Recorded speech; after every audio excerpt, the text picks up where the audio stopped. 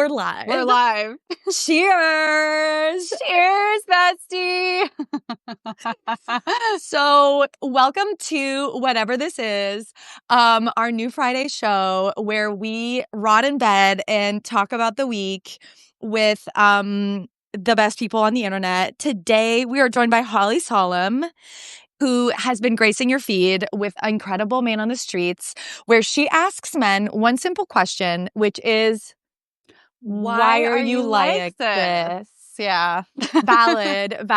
And men have like really thoughtful responses. Some men feel attacked by that question. And I thought you would be the perfect guest to launch, to premiere this show, which my goal for the show is for it to feel like you're on FaceTime with us. Like, I don't want it to feel like we're talking at you. I want it to feel like we're having a drink, we're winding down, whether there's alcohol or not in it. You're drinking. Tell us what you're drinking, actually. Okay. I mean, I feel like you should guess. It looks like because it's Gatorade? so, yeah, it's a Gatorade cocktail, but there's no alcohol because I don't drink alcohol. But well, see, so I love that we're representing all sides of the drinking spectrum. There's it's like Perrier and Gatorade. It's sugar-free. ASMR. Yeah. I am drinking the Airplane Mojito. Mm-hmm. And it is a very simple recipe of like a lot of mint, some limes, and some, actually it's tequila instead of rum, because that's all I had. But please tell us what city you're joining us from and what could people tell us? Your favorite Taylor Swift song? And then if that's too controversial, then tell us. I'm all about controversy, apparently. Okay. That's like my thing, is to be like polarizing and controversial. Oh my God. So, right, I'm in Los Angeles. Yeah. And my favorite Taylor Swift song right now is Ophelia. It's really good. It's so good. It's on repeat really over and over and over and over. I think it's the only song I've listened to and since it came out. That's it. I've only heard one song. It's really I can't good. stop listening to it. I really think it's. We were in your car. Holly drives a Jeep, so she's cooler than all of us. And she and I were talking about how like that song is like on the level of like A Cruel Summer. Like it's just like very poppy and fun. So Liz is drinking a gin and tonic. I fucking love it. Robert is drinking tequila Espanol Puerto Rico, a Bad Bunny. That should have been the name of the drink. Now I'm realizing that should have been, please. And then Dana says, I should take you seriously? Yeah, I don't think so. Yeah, don't take us seriously. Dana, we're in bed. Don't take us seriously. Don't take us seriously. No. That's rule number one. No. Don't take life seriously. I'm drinking Gatorade and Perrier. Don't take me seriously, for sure. Don't. But also, I think it's possible to be informed and have fun. I think it's possible to have low and highbrow combos, and that's what we're going to do today because we have a lot. We have a lot to get to. Aaron Parnas was supposed to join us, but he's very busy breaking news just constantly. Yeah. Whenever I see Aaron Parnas in the wild, I'm like, can I give you a pillow? Can you just like rest somewhere? And whenever I see Holly in public, I'm like, can I take 20 million photos of you? Because you're so pretty and you're so interesting. And we thought, okay, first of all, this is a No King's Day pregame, which I thought was how we should be coming into this protest, right? Like making protesting fun and enjoyable, I think is like number one. And so this is our attempt at like, first of all, who's going to No Kings tomorrow? It's going to be the largest they're envisioning, I read this from Aaron's reporting, they're envisioning it to be the number one, the biggest protest in the history. So bigger than the last one. The last one was really insane. Big. It was really big. It was emotional, but it was also fun. It was like exciting and sad that we have to keep doing this. I know. That's the part. So how are people feeling about the protest? Number one, we want to know, do you have good ideas for any signs? Oh, because we need good ideas. There were such good signs last time. Yeah. What was the best sign you saw? I don't know. I'd have to look through my phone, through my photo gallery to like, there were so many. And I don't retain information. It's just I see it, I go yay, and then it escapes. And that's why you're able to be alive in 2025. Exactly. I think it requires being alive right now. I think requires like the people who are thriving the most are the people who have been traumatized. Like we're really good at dissociating. I think that is exactly correlated with like how well you're doing, or not being informed at all, and like those people seem to do well. Like so people who don't. interesting. Yeah. Yeah. Like I think I saw. Was it Amy Poehler? This is not news related, but was it Amy Poehler who was like ran into Timothy Chalamet and he was like, "Oh yeah, I have a girlfriend," and she was like, "Oh, who are you dating?" And I was like, "Man, I wish I didn't know." Like so much about who Timothy Chalamet is dating. You know what I mean? And if anyone doesn't know Timothy Chalamet is dating, sound off in the comments because we want to study your brain. So I just met Timothy Chalamet's twin, like like a true Timothy Chalamet twin in Vegas. He was like a waiter at a Vegas restaurant. Does he get like paid for it? Do you know that you look like? Does everyone tell you look like Timothy Chalamet? He was like, yeah, everyone. He did. Yeah. Yeah. Wow. Who do you get told that you look like? I don't really get told anyone lately. I guess sometimes I hear Margot Robbie. Yeah. That's the biggest one these days. It changes every year. It changes with my hair color.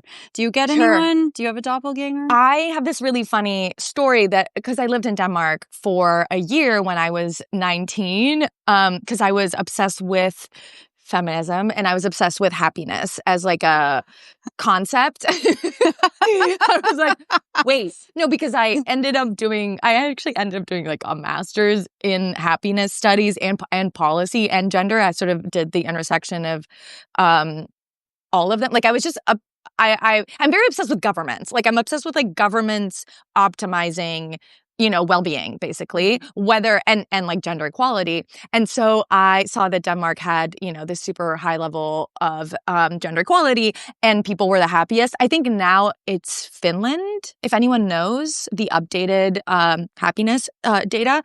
But so I went to Denmark and I lived there and people would constantly tell me that I looked like Penelope Cruz.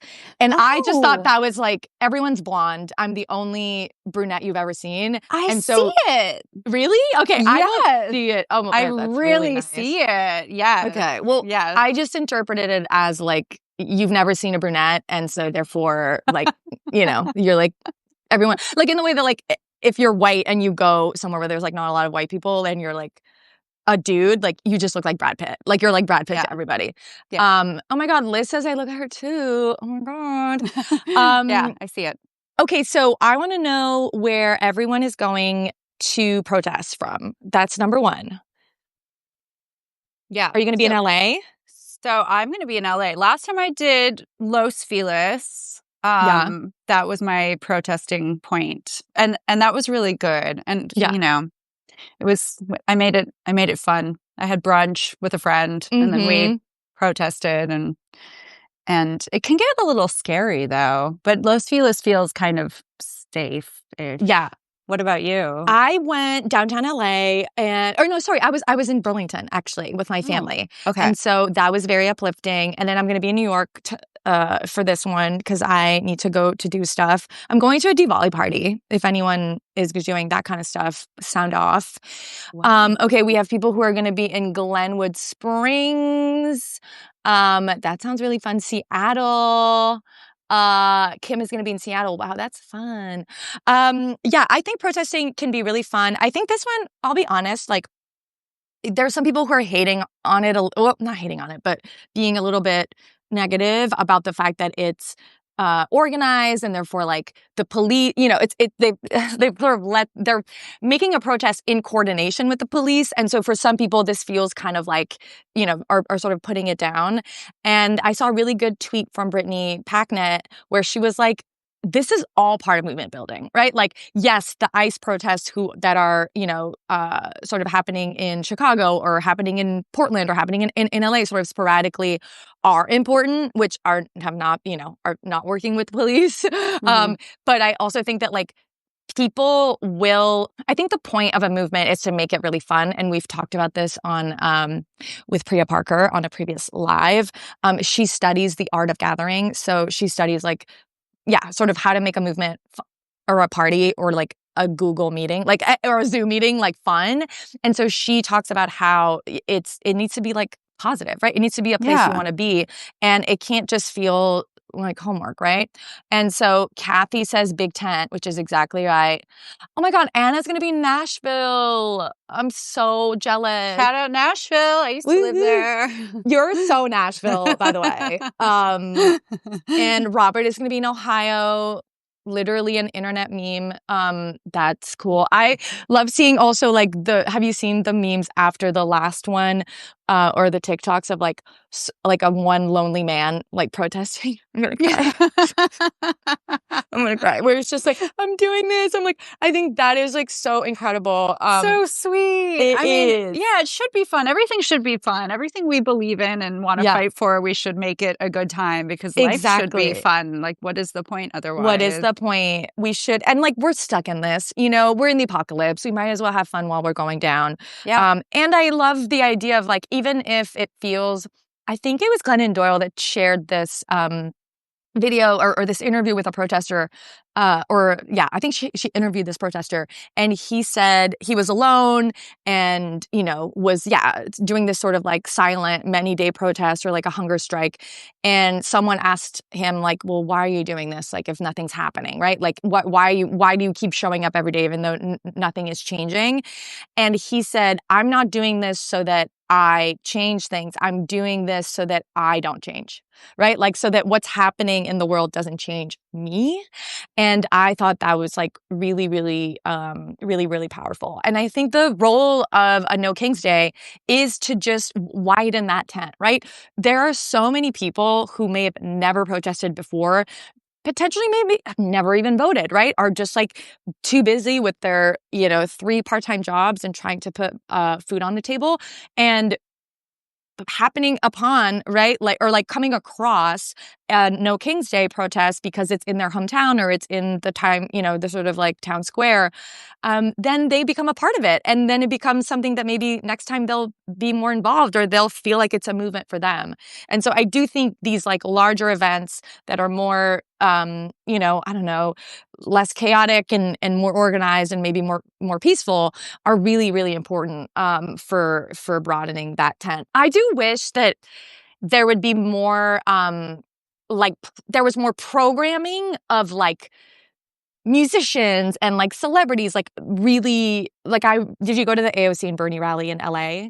Yeah. I thought that was like if anyone knows about it or was there, sound off in the comments with like hearts and fire emojis. But I thought that was like, I was like, this is what it should feel like, where it feels like we're at a concert, where it feels like I'm hanging out with my friends, but all of us are here for a reason, right? All of us are here for, a set of values and fighting for the world that we want. But Maggie Rogers is singing, and like Bernie and AOC, like the speeches weren't, didn't, I don't know, they felt like engaging and entertaining. More of a celebration.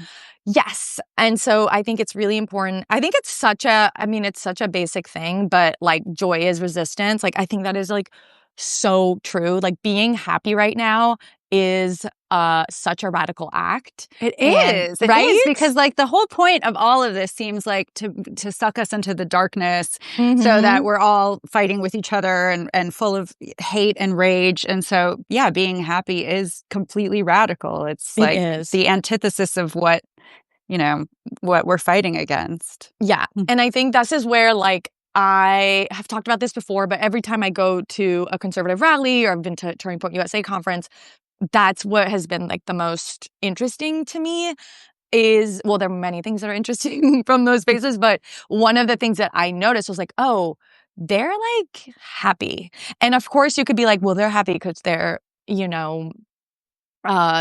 ignorant or in denial about what their party's doing, and they don't have empathy for people who are suffering because of the regime and all that stuff, and like all of that is valid, but you can't deny that yeah, one side, if like the other side is having a good time and the other side is just like depressed and in a psychotic, sort of episode, that is allowed, but that is not going to be what like is a persuasive message and a persuasive way to get people to come to your party, right? If you're like, well, you're going to sit down and we're going to tell you what you need to care about.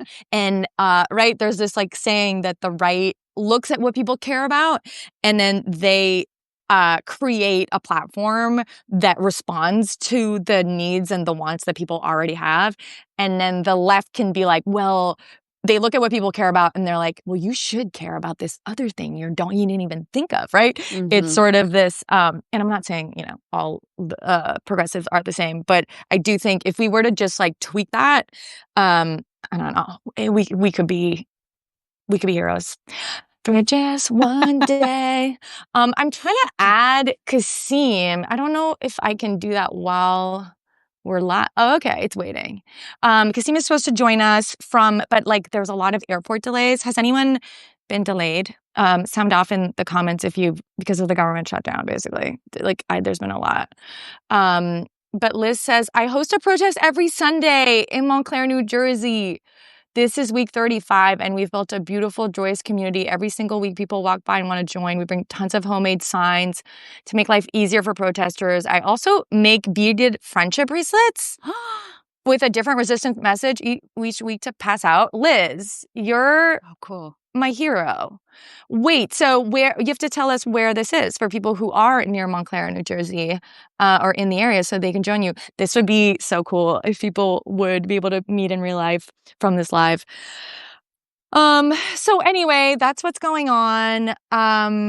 We also have other breaking news, which is equally as important, which is the Skims Full Bush thong. Yes. We're going to discuss it because we deserve it. We deserve to hold women and all of us. Oh my God, wait, Kasim is here. Joining in about 10 minutes. Okay. This is a FaceTime, guys. This is not a show. This is a FaceTime. Okay, well, Liz is saying Church Street and Bloomingfield Avenue in Montclair every Sunday from 3 to 4. Liz, I'm obsessed with you. Oh my gosh. Okay. I am so glad. And please, if you're around the neighborhood, join them. Okay. So before Kasim joins us, because I don't think he'll have a lot of thoughts about, or he's too dignified to have thoughts about the Skims, new underwear launch. But essentially I wrote about it this week. Holly and I have been going back and forth about it. We tried to locate a pair. Is it a pair? They sold out. They sold out so fast. They sold out all of the colors of the rainbow. So essentially, if you're not up to date on the lore, so Skims launched a Skims is Kim Kardashian's brand of clothing. I personally do think it's they make really good clothes. They have many bras are hard if you're a woman. Yeah, they make amazing bras. They do. They really do. Yeah. We got to shout out the bra makers at Skims. But this week they launched a very controversial product, which is a thong. I guess it's a thong, which I think thongs are violent against women, but that's for another day. Okay, same. Can we? So violent. Why are we? Everybody's just like, oh, pretending so comfortable. What? No. For who? How? No. I don't believe it.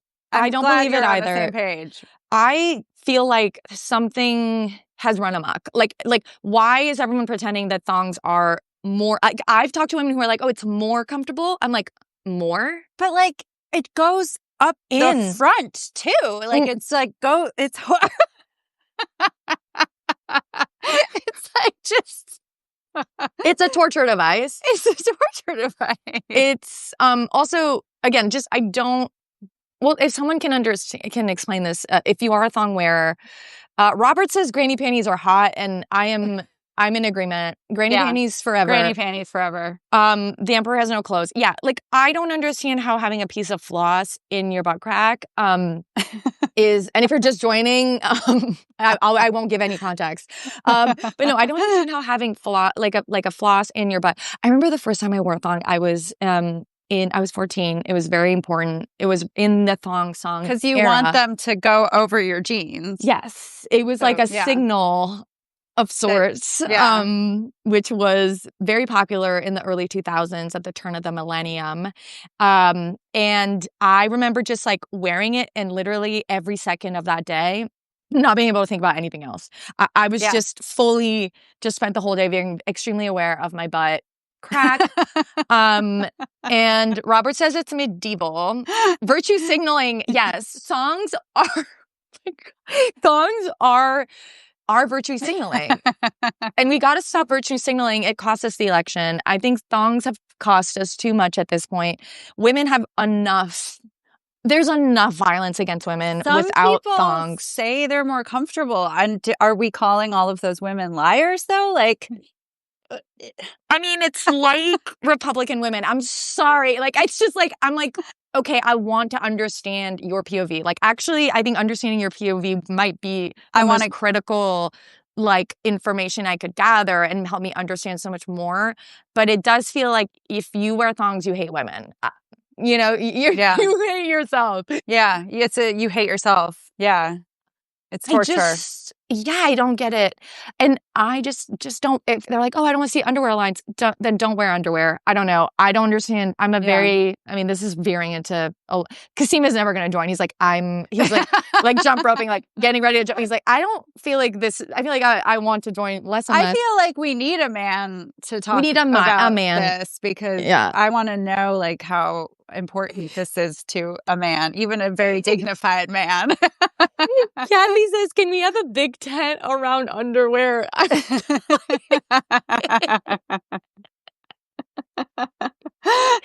I'm dying.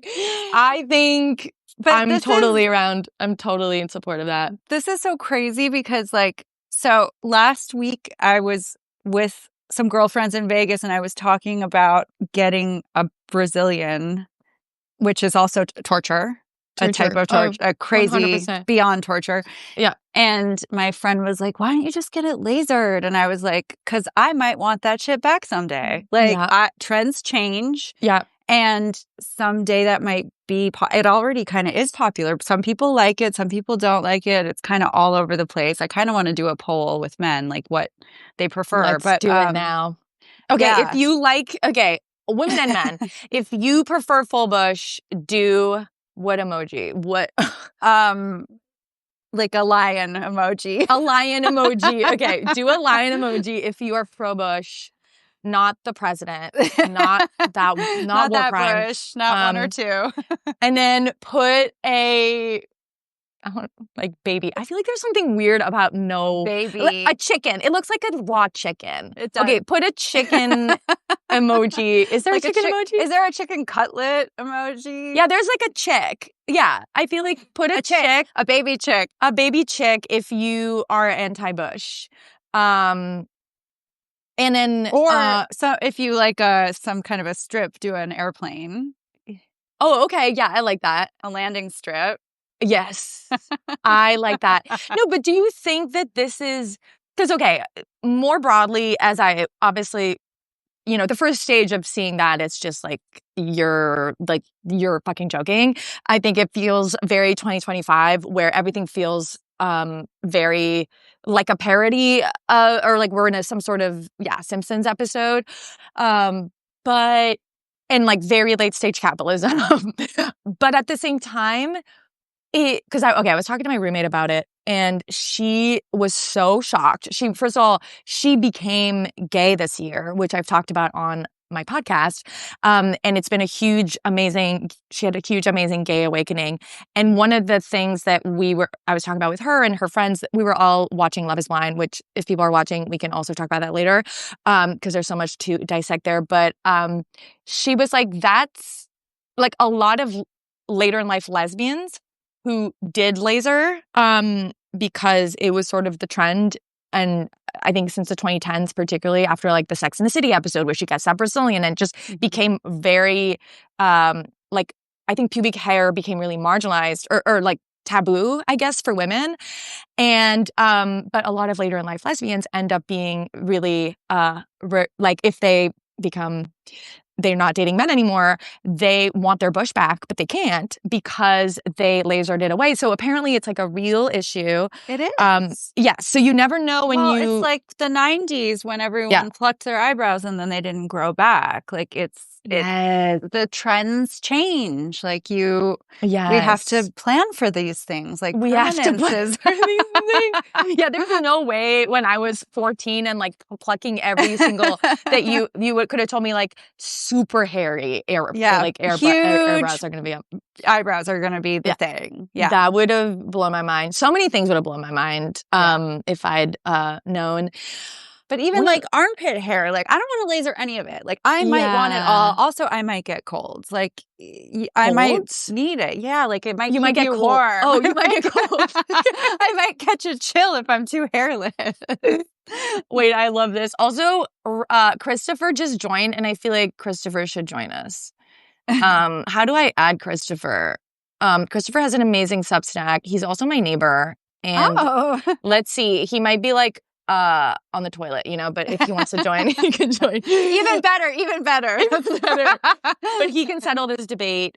But it devolved into a conversation where my roommate was like, this is cultural appropriation because they're like selling the bush back to women in a way, right? And obviously the very obvious thing to mention is like you can get one for free. Like you don't have to pay $38 to get a bush. You could just grow it. Unless you've lasered. You lasered. Okay, so maybe this is for the later in life lesbians or women who regret their laser. And that's why it's so popular. That would be kind of a cool... It's like no makeup. Like, yes. Well, that's what I was going to bring up. Yeah. Because my roommate who... If you're familiar with Skims brand, they also came out with the nipple bra, which was essentially the whole, I don't know, bra propaganda that's been pushed onto us of like wearing bras is so that people don't see your nipples because nipples are like showing nipple is bad or like, again, just taboo. Yeah. And then they came out with the nipple bra and my roommate was like, I have hard nipples. She was like, my nipples are visible. And I was laughed at for years. And now there's like a bra that like shows your nipple. Like, and again, I just go, wait, why don't you just not wear a bra? Like, why are you paying money to cover the nipple and create a new one on top if you could? Why not just not wear? I don't know. I'm just truly asking questions out loud. Because of the brand name. Because you want Kim Kardashian's nipples. You want Kim Kardashian pubic hair. Skims is a brand. And that's like chic. I mean, but will it start a trend? Will like Chanel start doing like pubic hair underwear? I did see someone wearing on the runway. There's like these dresses and outfits that are just naked bodies, like paintings of naked bodies. No. What do you mean? Like skin tight dresses, and then there's like a painting, like not a photocopy, but like it looks like a naked. Like high on cold medicine right now, so my brain's not working. Is that just NyQuil? That's why it's blue. This is just pure NyQuil. Robo tripping. Wait, that's wild. Anyway, I just think but the no makeup makeup thing is such a part of it where you're supposed to. It's like. There's sort of like a aesthetic that is preferred of as if you hadn't put any time or as if maybe the whole nipple bra, and please like tell me if I'm overanalyzing here, but there's something about, because why wouldn't you not just wear no bra? I think it's because this gives the appearance that your boobs in the bra kind of just look like that, right? Like that they are round and up there and perky, they're perky and then the nipples like... And the nipple is like the right size or whatever, and like they're the same size. I don't know, that women's bodies come in so many shapes and forms, and that sort of creates this, I guess like parody, right? Of like, well, this is just what I sort of look like, and then also that it costs a lot of money, and takes a lot of effort in order to achieve that natural look. Like it's not actually about women looking natural. Everyone wants to be buy anything. Natural. I saw some guy, like someone posted something about like this man was like, Sabrina Carpenter is so much more beautiful without makeup. And he posted a picture of her. She's fully wearing a full-blown face of makeup. It's just natural. It's just no makeup. I know. It's really cute. I know. I think it was Mary Beth Barone. I can't remember which comedian, but she was like, asked this guy, like, how do you like women? Like, what's your type? He's like, women don't wear a lot of makeup, like Kim Kardashian. Like, and it was just like, oh, you're so cute. Like, you really. And then, there's a whole aspect of that even, let's say, the no makeup, if you're actually not wearing makeup, right? And let's say that truly is the like epitome or the idealized sort of model for women. The women who are, I don't want to name any names. I don't want this to go after like specific women, but there are women who I won't name who are known for their beautiful skin and very natural, sort of looking skin, and they have beauty products that they sell and very vibrant businesses because of that idea that you could achieve their, what they have, but they get stuff, guys. They get a lot of stuff done that has nothing to do with like how much, niacinamide or whatever, is in a moisturizer. Like it's not achieved through what they're selling. But they're able to make money off of it, off of the illusion that is like enough.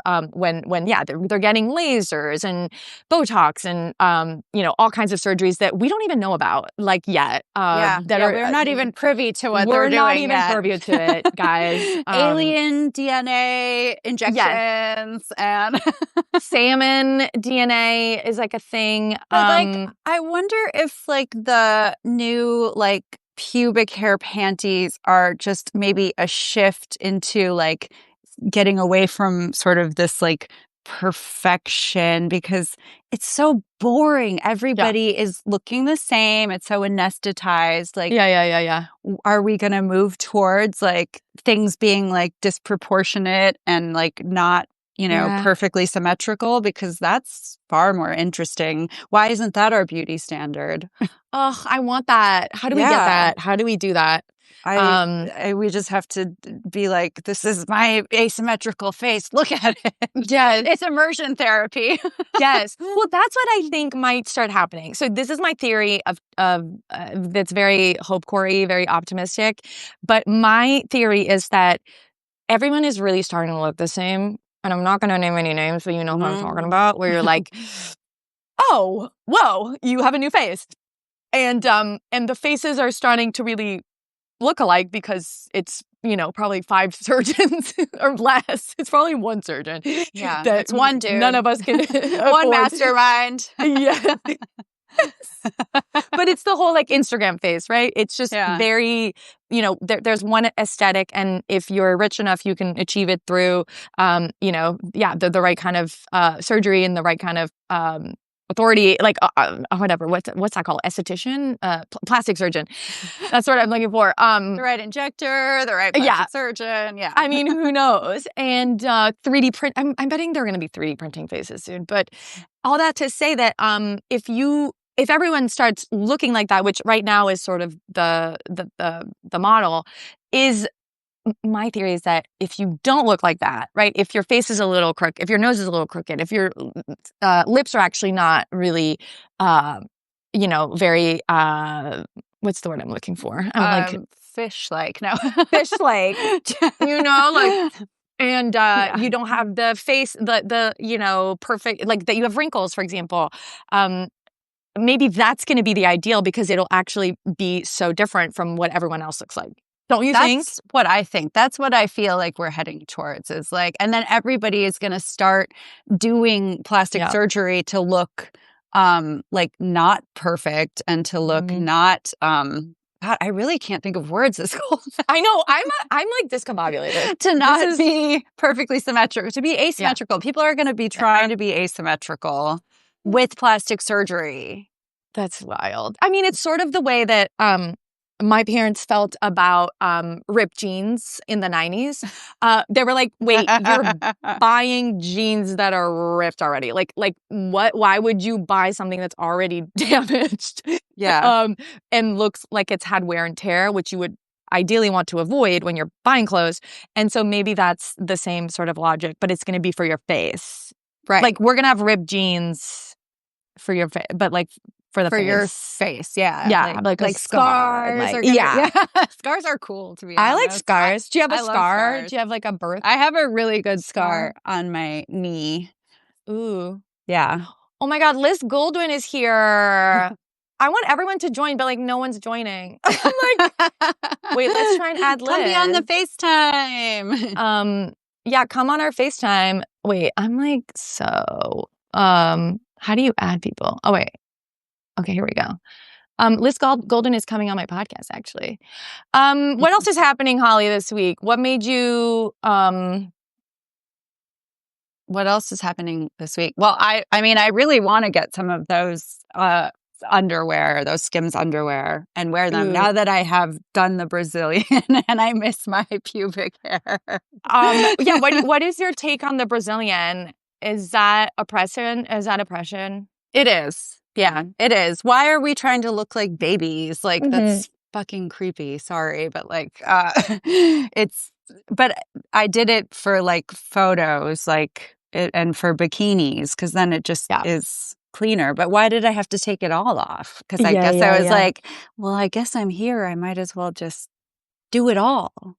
But it really was torture. It is. It's so hard. I don't think men understand. Like, Robert says the most important question is, why are men like this? Which is such a good, my light died, which is such a good question and way more interesting. But yes, I remember my first Brazilian. I didn't know what I was getting into. I have a pretty good threshold for pain, I thought. Turns out I don't. Oh my God, my light's broken. I was probably 19. And I went to the salon with my friend Cam, Liam, and I was like very nervous. She was like, don't worry about it. Like, obviously she hadn't gotten like one. Like she wasn't like, we were all very young, and she was like, don't worry about it. It's like way easier than you think. And I was like, okay, I can do it. I can do anything. And so we go, and it's this, salon in the back of, or it's this like, room in the back of a hair salon. So there's all these people getting their men getting their haircuts. And I go in this little room. I'm like sitting there. She's slapping the wax on. I'm like, okay. Like, and I made Cam come in with me and, because I was like nervous. She was like, okay, sure. Like, and it was I started uncontrollably screaming. Like I didn't know. I was like, I don't know how to not scream. This is the worst. Like, this is the worst pain I've ever been in. The worst pain I've ever been in. It's insane. You feel like they're ripping off the organ. Yeah. And then there's a part where you have to get on your stomach if people don't know how bad it gets. She just had me put my legs up like this. Show us. Yeah. Like this. And I was like, wait, there's more? And then I was like, oh, that's right. I have a butthole too. I forgot. So the woman went, can you just hold your butt cheeks open? Which I'm giving you way too much information. And I was so... That's not the right way I was passing out. So my friend had to hold my butt cheeks open. Wait, and it was good friend. That's a good girlfriend. That's how you know. Yeah, that's like a category of like, help me bury the body, friend, and like hold my butt cheeks because I'm passing out. I'm blacking out from and yeah, this waxer, she was Russian, and she was like enjoying. She was like laughing, and so she would take the strips after she would like rip all my hair out, and she'd throw it on me and be like, look, it's nothing. Like, she was just like, it was like a haunted house, you've been seeing those videos of like, it's a haunted house, but you're just a woman.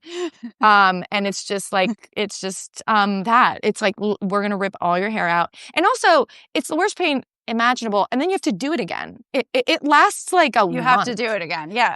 But apparently it gets easier because you women, we get used to the pain. Well, also pain has no memory. Like it really doesn't, because the second it was over, I was like, huh? Oh, really? You were like, okay. I was like, well, that was really painful, but you don't remember how painful it was. Well, also women are used to being in pain. I think that's it's something I think a lot about. You did this man on the street where I was like, who's like been on the receiving end of more like verbal aggression, and like men and women both felt that the other gender was meaner and more verbally like aggressive.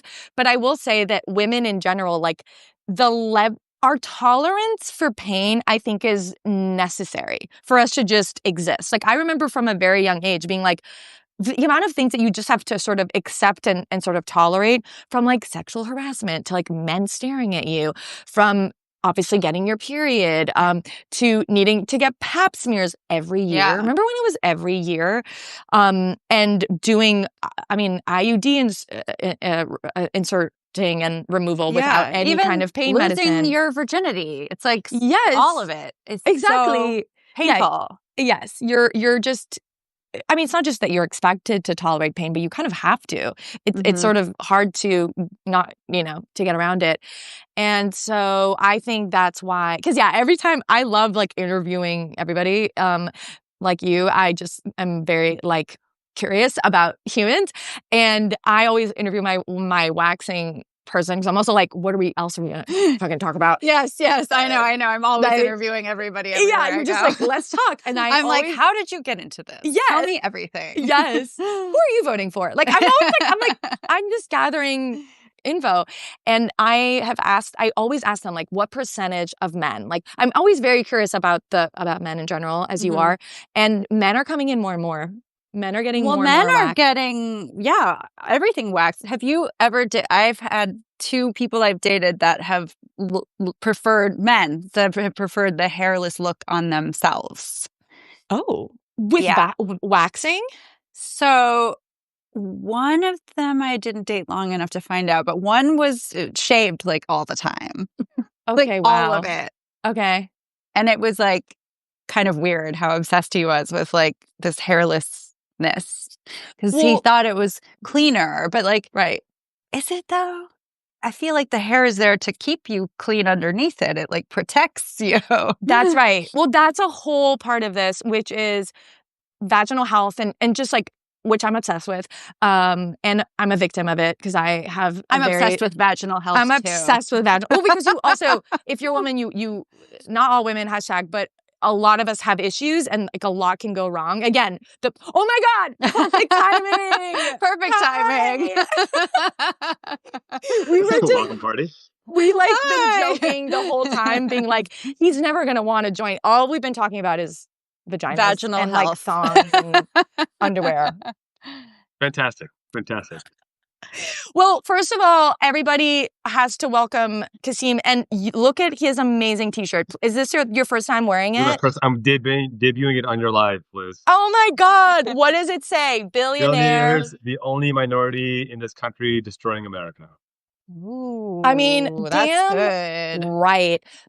That's a really good sign idea for anyone who is looking for a good sign for tomorrow, for No King's Day. Are you wearing it tomorrow? So can people buy the shirt on your Substack? Yeah. Like, how do they find it? I'll post it on my Substack. I'll post it in the chat here as well. And folks, if they want to pick it up, they can buy it. It's actually my wife's store. It's her idea and everything. She designed the whole thing. So I'm like, yeah, I'll wear it, of course. Oh, that's fun. Yeah. I love that. So are you going to the protest tomorrow? How are you feeling going into it? So do you have any cool sign ideas? Yeah. So I'm going to be working with with Don Lemon, with Joanne Reed, Jim Acosta. I'll be reporting in Chicago. It's a war zone here, apparently, from what I'm told by the president. And so I'll be out here reporting and showing how folks are exercising the First Amendment rights. I don't think people realize how Chicagoans are pushing back, how effectively we're pushing back against Trumpian fascism.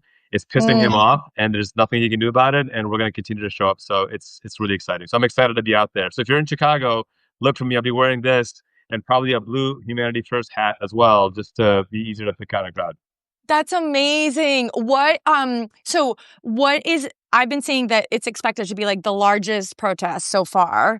Are you hearing that from people on the ground too? Definitely this year. I think the 2 largest ever were the George Floyd Black Lives Matter marches, and there's another one. I think the women's march is pretty large as well. This should exceed women's march. I mean, George Floyd is like more than 20 million. So I don't know if we're going to get 20 million, but it'd be cool if we did. Wow. But I am expecting record-breaking numbers for this year for sure. And look, there's a lot of fear people have because you've got these ICE fascists running around, kidnapping people. And that's where I lean in and I say, if you're a citizen, show up. If you're, we need, you've heard me say this before, Liz, we need messengers, not martyrs. So I don't want people getting arrested. I don't want immigrants or people who are undocumented getting caught up by these fascists. But if you are a citizen, this is the time to flex your citizenship and show up and stand in solidarity. Because if you're afraid now, I guarantee you it's not going to get any less scarier tomorrow or next week. This is the time to step up. I love that. And isn't it fun? Can we talk about how fun it is? If you've never been to No King's Day, this is the third one or the second one? I don't know. It's the third one. It's the third one, right? One this year, yeah. So it's so much fun. It's such a fun Saturday vibe. Whatever city you're in, whether it's big or small, truly, like I was reminiscing of, after every No King's Day, I feel like there's those like really sweet, like lone person in their hometown, right? They're just like protesting. And like, whether it's you alone or whether it's you with millions of people, it's such a, like, and especially if you've been feeling powerless, if you've been doom scrolling, if you feel like there's no hope, go to King's Day, go to a protest. If you're single, this is a great place to meet people. That is right. Go to the protest. Go to the protest, put on a cute outfit, get a funny sign. Get a great sign. And it's great to just be in community with people. Are you guys seeing the amazing protests out of Portland where people are dressing up in like inflatable sharks and frogs? I'm obsessed. It's fantastic. I think it's one of the greatest ways to protest against fascists, because fascists and bullies can't stand mockery, and they deserve nothing more or nothing less than mockery. So the more you can just mock them and find a partner and find find someone to date while you're doing it, that's great. That strengthens relationships. I can tell you, it strengthens relationships when you mock fascism together. It's so true. It's so true. Humor is such an important part of it. I feel like you've been like pissing people off lately. I feel like you've been pissing off the fascists. Can you teach us your ways? I'm trying. I think the number one thing, and it's actually started not even from online advocacy. It started from, I realized that when people have road rage, the worst thing you can do is flick them off again. The best thing you can do is give them a thumbs up and a smile. Nothing angers them more than giving up a thumbs up and a smile. And so for me, when fascists are coming after me online and I refuse to get angry, it just makes them lose their mind. It's the funniest thing in the world. So that's my secret sauce of just keeping my composure, smiling, and letting them realize that they're the child in the room and I'm the adult. Yeah. Go ahead, Lana. Yeah, they hate to be humiliated. Like the men on my show that are clearly fascists are always very angry that I'm like friendly and like bubbly and goofy, and I'm like, it's all a fun joke, and they don't like that. They don't. Yeah. Because you're humiliating. And you're not fitting into the stereotype, right, of the angry feminist or the, sort of like down in the dumps progressive that's like angry about everything and can't take a joke. You're actually creating a sort of, you're giving them a reason to sort of bring down their walls, right, and to challenge their assumptions about who we are. And speaking of smiling through the moment, did you watch the Zoran debate last night, the mayoral debate in New York? I was stuck on a plane, but I did watch, and I was actually speaking at Union Seminary for the first part of it. That's I was stuck on a plane the second part, but the clips I saw were fantastic. It was amazing. And I mean, the running joke is that it's ironic that Cuomo hates socialism because he just got publicly owned. Like, it was so bad. How badly he got just dismantled on every front. And I held his own. He held his own. He did a good job. Yeah, I just thought that was one of the things I watched the debate online, and I just was obviously there were a lot of funny moments. It was very New York, like who's the third guy? What's his last name? Silva. Yeah, he is sort of just gives like mobster lore vibes. Like at one point they asked a question about if you can't take the subway, how are you getting around? Let's say you can't get where you're going on the subway. And, Zoran is like, I'd city bike. And Cuomo is like, I'll take an Uber. It was like so perfect. And then this one, the middle guy's like, well, as people know, I got shot in the back of a cab in 1971. So it was like, what? So it was entertaining. But one of the things that really struck me from watching it was that Zoran was just really smiling through all of it, even though he was being attacked for all of the things that we know he's being attacked for. I mean, Cuomo even, this is, he's done this before, but definitely went into it. In the debate where it's like, oh, well, you live in rent-controlled housing, which means like you're taking it away from someone who's, who's poor, which is like not how low, rent stabilized. Like rent stabilized apartments don't have an income, limit. So he's not doing anything illegal in any way. But anyway, I just was blown away by how positive he was. And again, exuding the kind of like, if I was to turn off the volume and sort of not listen to anything that these guys are saying, and I was just going to look at it, and sort of look at their body language, like, who do I want to have a beer with? Like, it's him, right? Because he's having a good time. So I think that's such an important part of this too. What I love about it is that he's grounded in his values, and he's just not afraid to lean into them. Yeah. Right? He's not afraid to just be like, hey, this is who I am authentically. I'm not going to apologize for it. I'm not going to take the bait on these nonsensical comments. And let me just tell you again, like there's a comment that he made on his Fox News interview that I think just encapsulates so beautifully. Well, there's two things I'll point out. One in the Fox News interview, one in the debate.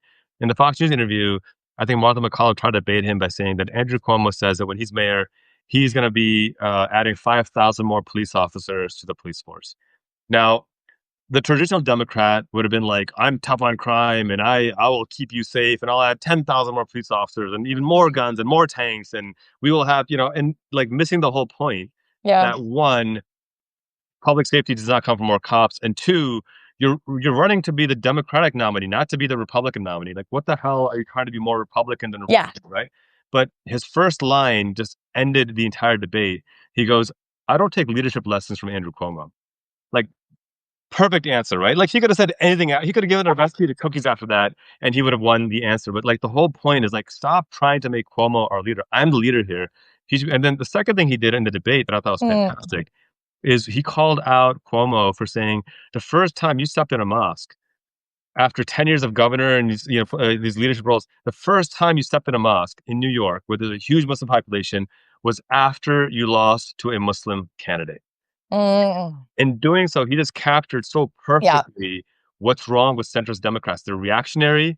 They get offended easily. They don't really have any vision. They're trying to be like the kid who dresses a certain way to think that you'll like him as a result of it. And then if you say, hey, here's how you can do something better, they get upset, go to their consultants and ask them what to do. Like, we've learned, these folks have learned nothing since 2016 at all. Oh my God. And that's why they keep losing. And I think what scares them about Zoran Mamdani is that he says, the hell with their stupid consultants. This is what I know based on my lived experience, and I want to lean into it.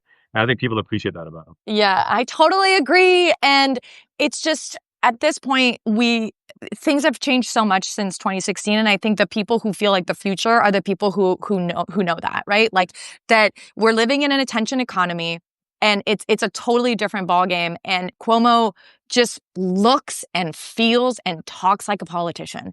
And Zoran talks like a normal person, right? Like just a regular guy. And I think that's just like such a powerful part of this. I also love the point in the debate that showed exactly what you're talking about. They, honestly, the moderator, there are some really good questions, I will say.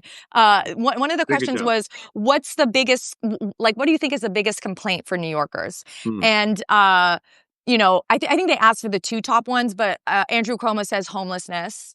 The mob guy, I can't even remember. Like, I'm sorry, he's just not that memorable.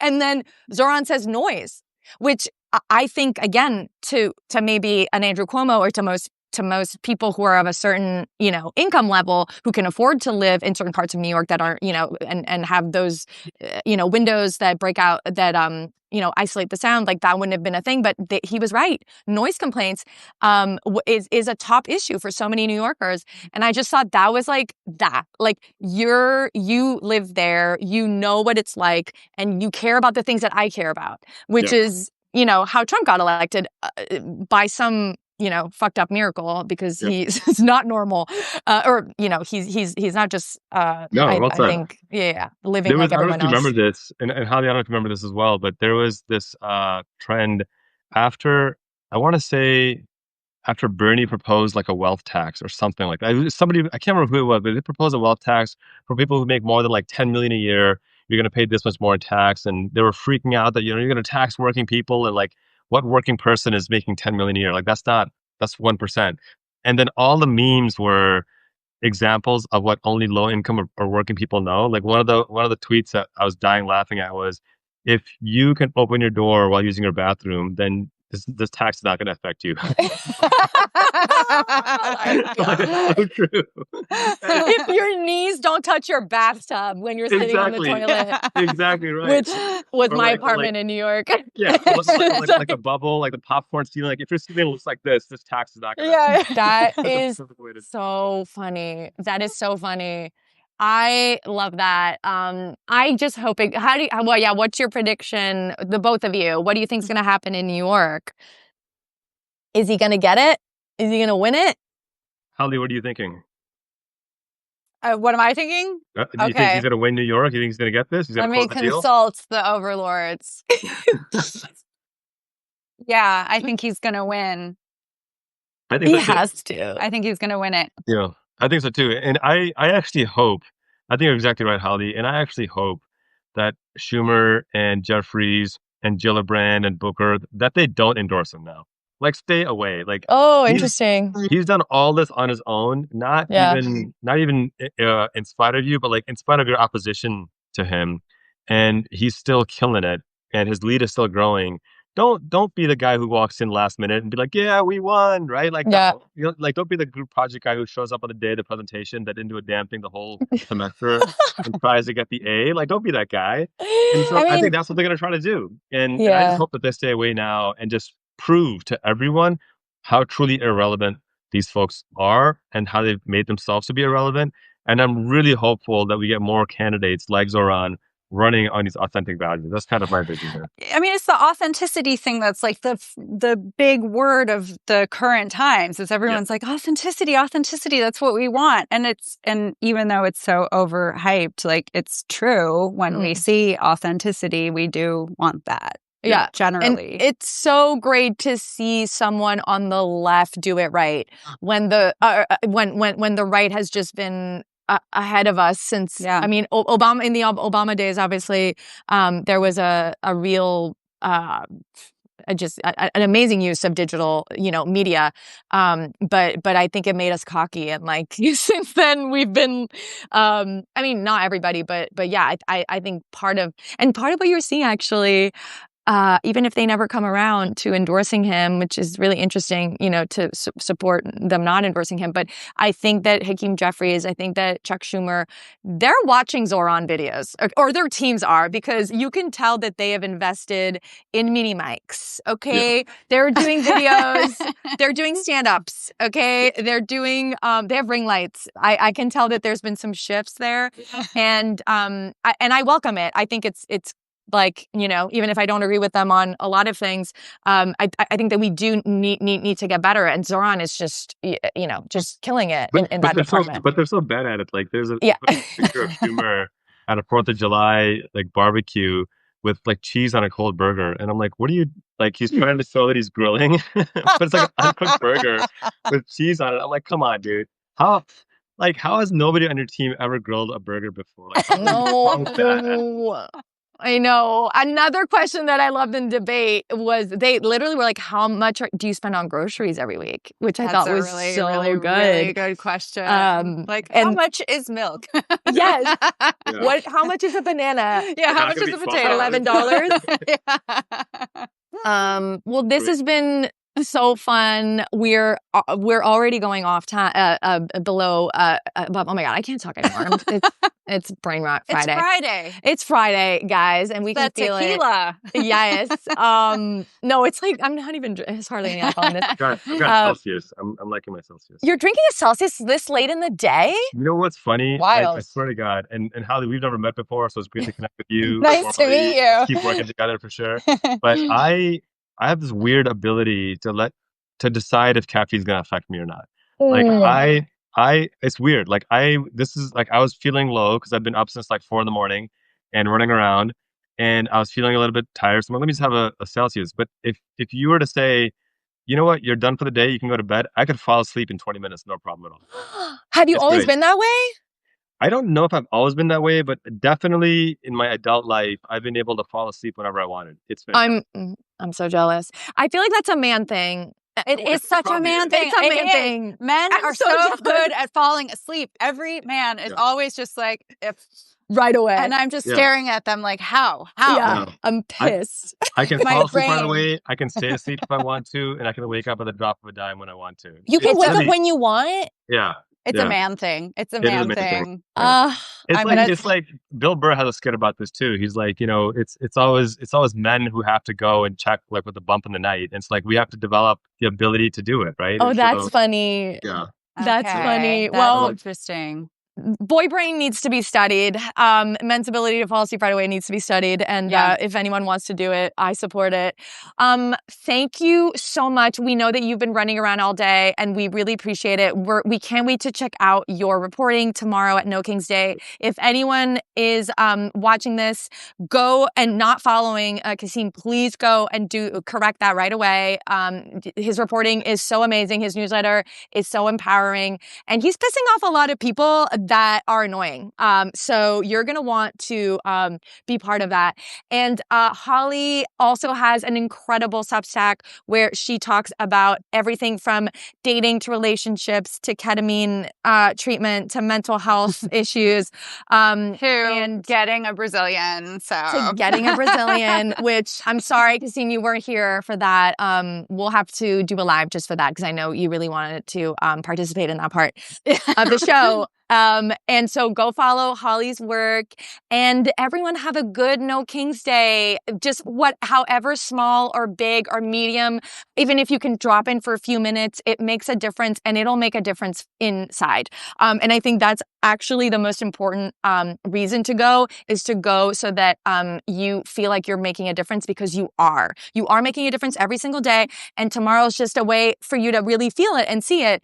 And I think it's so important that we go and we show up and we just like bring good vibes and make it a fun time. And if you're single and you meet someone, let us know because we're going to want to know those stories. I will be there, boys. Ooh. Come and find me. Okay. Except not the haters, just not the haters. The nice ones. Yeah, just the nice ones. Thank you both. Thank you for everybody for joining us for this first like Friday hang, whatever. I don't know what to call this yet, but thank you for being here with us. And yeah, enjoy the weekend. Enjoy. This is so fun. Yes. Thank you so much. Thanks, Liz. Have a great weekend. Thank you guys. Take care. Bye. Bye.